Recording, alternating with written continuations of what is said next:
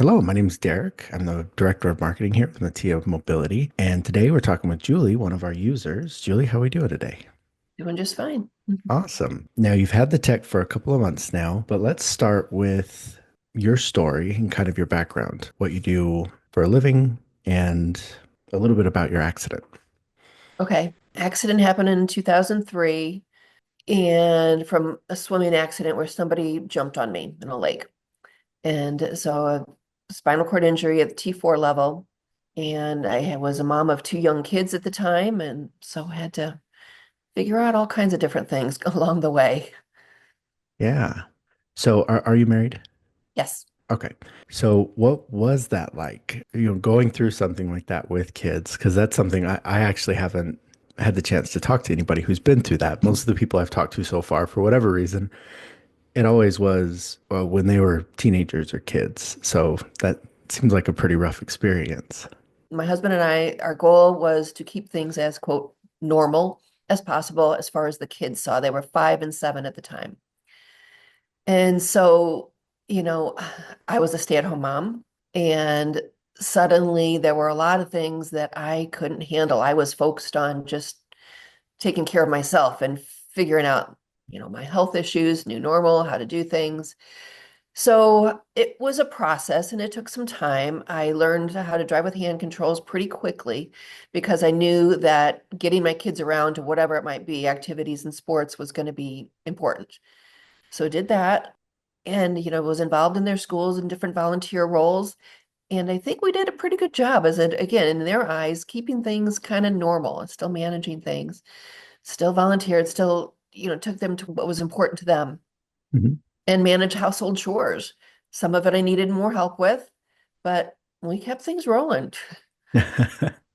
That's very cool. I like hearing that on my end. I have three kids as well. Haven't been through anything similar, but loss of family members, divorce and things like that. And keeping it about the kids and life in general, I feel like makes a big difference for their sanity and in some cases for your own. I think and sometimes it can make it harder because I'm sure there have been times where, yeah, it would just be nice to just worry about yourself for a little bit and and Yeah. focus on you. But in other cases, it can make it a little bit easier, giving you, like you said, that goal to keep in mind right out of the gates. It gave you something to strive for. So that's really cool to hear. Right. And I think they learned a different type of empathy as well. And they had to chip in, even at that young age. I would always ask them for, pick that up for me or go grab this or whatever was might have been easier for them to go do than for me. And so we relied on them in that aspect as well. They had t-shirts made that said Team Mommy. So we tried to be, very supportive. Not to say that it wasn't hard, and we had certainly some obstacles along the way and health issues came up and so it became complicated, but you learn that the most important thing is just to be present. Mhm. I was here to listen and take part in whatever was going on with them. So I kind of had love to to hear. slow some things down in some ways Yeah, and I'm just be sure. present. What were some of the, whether it's something big or something small and kind of tedious, what were some of the biggest things that took you the longest, you'd say, to adapt to as far as changes or things to get used to? Well, I never did like cooking, and it's still hard to this day because we've really done no adaptations to our kitchen. So still reaching over the cooktop or the sink and stuff, it is awkward. It still is. I don't use much in the upper cabinets. We try to put everything in the lower cabinets, but we relied on some friends and family bringing meals we kind of pushed that as long as we could because it was hard. Yeah, I'm Still sure. is. The whole process of planning a meal, shopping for meals, still, I'd say, still my heart, as far as chores go, hardest things that I still can't do, like were done before, are grocery shopping. I can't push a big cart, or it's very awkward. Hmm. So I just use the little basket, and only so much can go in those little baskets. But now, these days, that the grocery delivery or pickups are available, that I use a whole lot more, but that wasn't available when I had little kids. So I still had to Yeah. go to the store, tote along a couple little kids, and try to shop for something. So that and also pumping gas. Oh, that's a good point. Yeah. I still have to rely on trying to get a hold of somebody in the station to come out and help me with that. And many, many times they're not responsive. So that's still aggravating, Yeah, I'm sure. Yeah, that would be very difficult. right? Yeah. I use a van with a ramp, and so to have space to get the ramp out and then be able to get in between the pump and the car, it just doesn't work. No, no, I'm sure it doesn't. So, first, how did you come across Matia mobility and device we offer? I had seen it before on, I don't know, a social media of some form, seen it and was kind of curious about it and kind of watched it over the years, had it on my radar, but just wasn't really pursuing it. And then in June, we went to an abilities expo Mhm. in Chicagoland area and saw it there and was able to try it out and like, okay, that I can do it, I can get into it, it works, I can get upright. So then was intrigued and then started looking into it more seriously of, do I want to get this and how would this help in my life and how would I use it? Would it not just sit in a corner, but would I make, a concerted effort to use it? Mhm. So that's when we started pursuing it.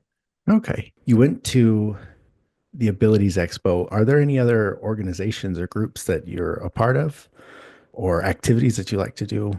I say I'm very, very busy, but I do nothing for a paycheck. But I'm on the board with the Christopher and Dana Reeve Foundation. Okay. And then am involved in a couple local community not-for-profits where I volunteer my time there, Very cool. well as manage the household. Yeah, which is a lot. How old are your kids now? Oh, they're adults now, and I'm a Okay. new grandma. So Oh, congratulations. yeah, so they're 26 and 29 now. Okay. And I've got a 6-month-old grandson who lately I've been babysitting a couple days a week as well. Of So course. figuring that out again, it's like my kids weren't babies at the time. So some of this again is new adaptations and figuring out how to do things with a baby. Your kids saw how well you did it when they were little, so they wanted to give you a brand new challenge and give you a Yeah, six right. month old. Yeah, keep challenging me. She can do it with 5 and 7, but can't she do it with a 6 month old? Yep. Good. Start at the beginning again. Awesome.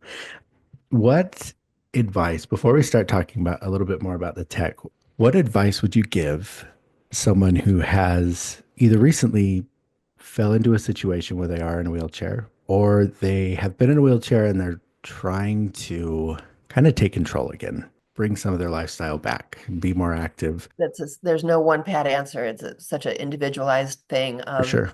if sports are your interest or used to be your interest, then there are a variety of organizations and activities that you can get involved in again, wheelchair sports. So that has helped a lot of people. And as I said, I've gotten involved in a couple local community organizations where I can volunteer my time and feel like I'm helping out and contributing.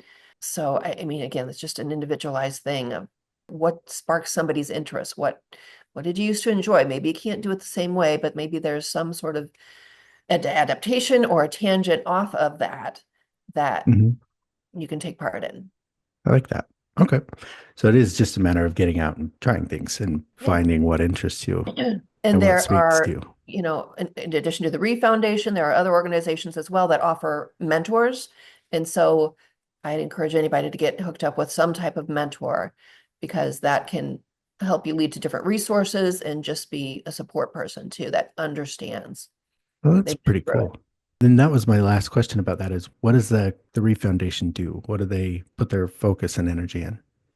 Well, the tagline, the motto is today's care, tomorrow's cure.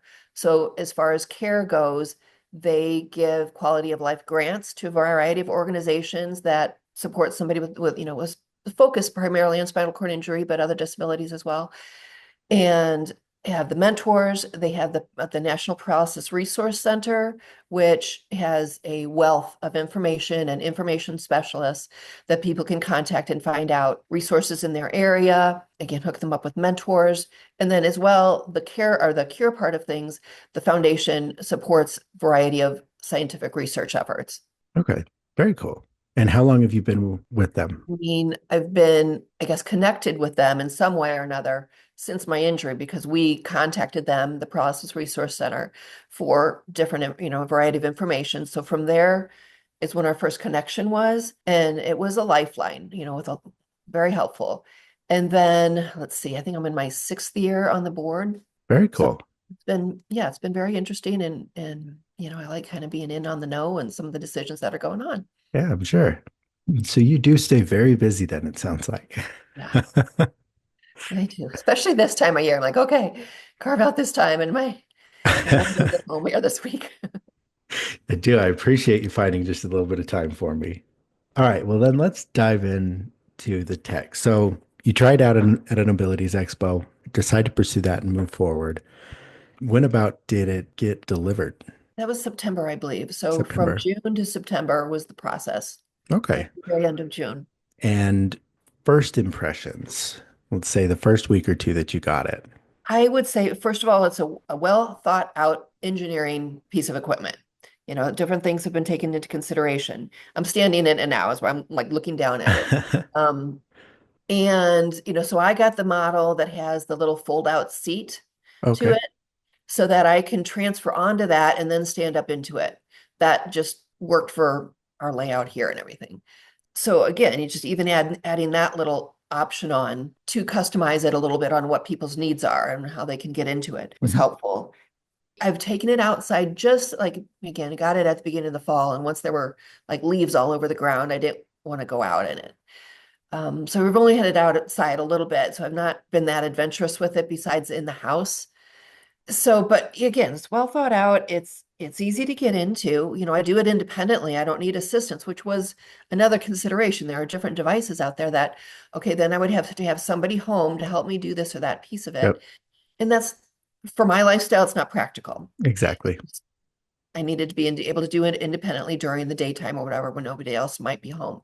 So I can do that. It has helped me, be able to reach different things or see over the cooktop a little bit better now. And but mainly, really, how I use it is just standing at my breakfast bar here on my computer, doing whatever computer work that I've got for the day, and then I'm getting in my standing time at the same time. So Yeah.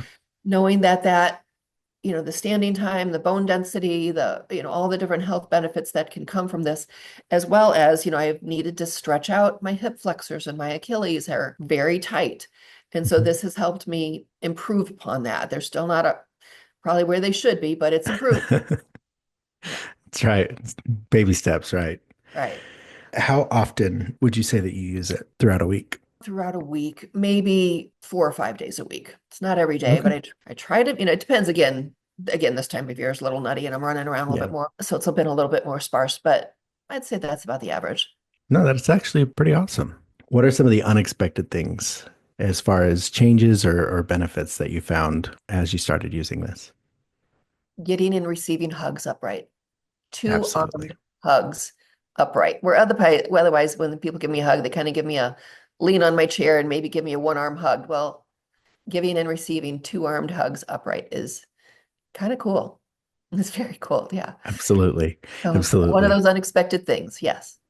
Yeah, I started going to a lot of the expos and stuff to record video and to help out. And it was something I caught right away was the hugs. There's been a couple that have completely caught me off guard, tearing up a little bit. Yeah. So now anytime someone gets in it, that's like the first thing I go hug your mom or go hug your wife, go hug your Yes. kids, go hug somebody. I get more I'm excited about serious. it. It's just, and to be able to feel those arms again, instead of leaning on my chair, I'm like, I can't feel that when you're leaning on my chair. Hmm. So it makes a big difference. Good. I love to hear it. It's one of my favorite parts about working here is seeing that and being able to do that for people. So, well, Julie, before we wrap up, are there any final thoughts you had about the tech or about the changes it's made or thoughts for people who might be considering to pursue this as well? I would say, I mean, again, it's an individualized thing. We got to think through how you might use it, where you might put it in your house, because it is kind of bulky. Hmm. So you've got to have a spot to keep it. What's the best way if you're going to have it to get in and out of it? So you get that adaptation, whatever works best. But standing is important. And so this is a great way to do it and to be mobile and not just be standing and stuck in one position, but that you can get around. Now, I'm looking forward to other adaptations or other uses rather of it during maybe warmer months and get outside. What I've thought of already is like to go to a concert and be able to stand up rather than people standing up in front of me when I'm in a wheelchair. I like that. But now I've got to think through how to transport it somewhere, but that's just another thing we got to think through. But, I'm thinking of other applications of it, other things where it will be in use. But I've gotten, good reactions of other family members that have seen me upright and makes them happy to see me upright as well. Yeah, I'm sure. What concerts would it be? Oh gosh, I don't know, whatever's coming locally, I guess. No, just a variety of things I'd like to see. That would be pretty neat. Yeah, if you do that, I want to hear. I want to hear how it Okay, went. For sure. Well, Julie, I really do appreciate your time. I know you stay pretty busy, but thank you for taking some time to talk with me about this. sure. Nice to meet you. Nice to meet you, and congratulations on being a grandma too. That's pretty It's awesome. pretty great, I gotta say. I say it Yeah. lives up to the hype. All right. I like it. Okay. Well, that's everything on my end. So, yeah, have a good week and a good holiday. Happy holidays to you too. All right. Bye.